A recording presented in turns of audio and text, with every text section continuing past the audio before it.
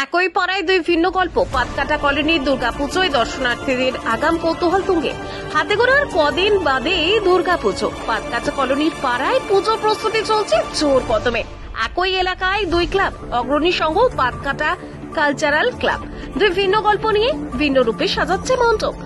একপাশে ইতালির ভ্যাটিকান সিটির প্রতিরূপ, অন্য পাশে স্বর্ণময় গোল্ডেন টেম্পল। যেন একই পাড়ায় দাঁড়িয়ে দর্শকরা দেখতে পাবেন দুই ভিন্ন জগতের ছোঁয়া।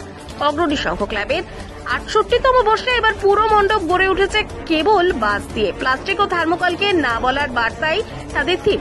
পুজো কমিটির কোষাধ্যক্ষ পরিমল চাকি বলেন, আমাদের পুজো মণ্ডপটি ভ্যাটিকান সিটির আদলে তৈরি হয়েছে। পরিবেশ দূষণ রুখতে প্লাস্টিক ও থার্মোকল এড়িয়ে কেবল বাঁশ ব্যবহার করছি। বাজেট প্রায় ১৫ লক্ষ টাকা। সকাল থেকেই দুই মণ্ডপেই দেখা গেল তৎপরতা। শিল্পীরা কেউ রং তুলিতে ব্যস্ত, কেউ প্রতিমার গয়না বা সাজসজ্জা শেষ করতে ব্যস্ত। এক দর্শনার্থীর কথা, এবার তো বাড়ির পাড়ায় বিদেশ ভ্রমণের স্বাদ মিলবে। একদিকে ভ্যাটিকান সিটি, অন্যদিকে গোল্ডেন টেম্পল। উৎসবের আনন্দ আরও বাড়বে। একই পাড়ায় দুই পুজোকে ঘিরে উন্মাদনা ইতিমধ্যেই চরমে। দুর্গোৎসবের আগেই যেন আলোর মেলা নেমেছে পাতকাটা কলোনির রাস্তায়।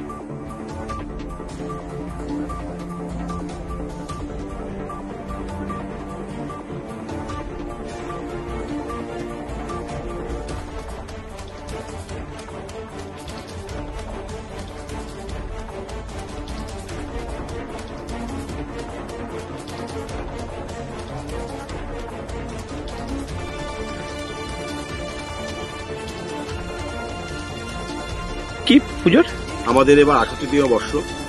আমাদের এবার পুজোর থিম হচ্ছে ইতালির ভ্যাটিকান সিটি। সম্পূর্ণ বাঁশ দিয়ে তৈরি, পরিবেশ বান্ধব। কোনো থার্মোকল, প্লাস্টিক, ফাইবার কিচ্ছু ব্যবহার হয় না। আমরা বরাবরই পরিবেশ বান্ধবকে বিশ্বাস করে আসি, এবারও তাই করছি। বিগত দিনেও করেছি অনেকটা। একই পাড়া আপনারা দুটো পুজো করেন? হ্যাঁ, আমাদের পাড়া বিগত অনেক বছর থেকে এই বাজেটে পুজো টুজো হয়ে আসছে।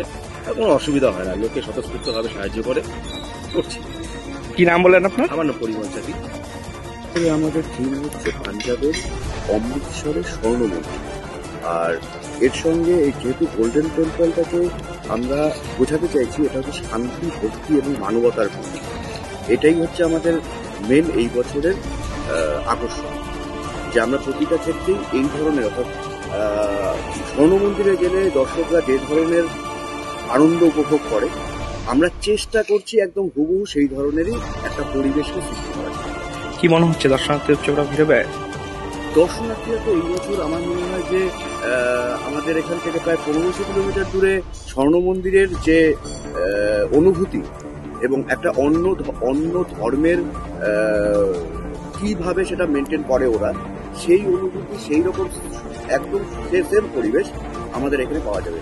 এবং এর সঙ্গে আমরা যেটা স্বর্ণ মন্দিরের সামনে অমৃত সরোবর আছে, সেই অমৃত সরোবরকেও আমরা এখানে বানানোর চেষ্টা করি। কি নাম? আমার নাম প্রসেনজিৎ।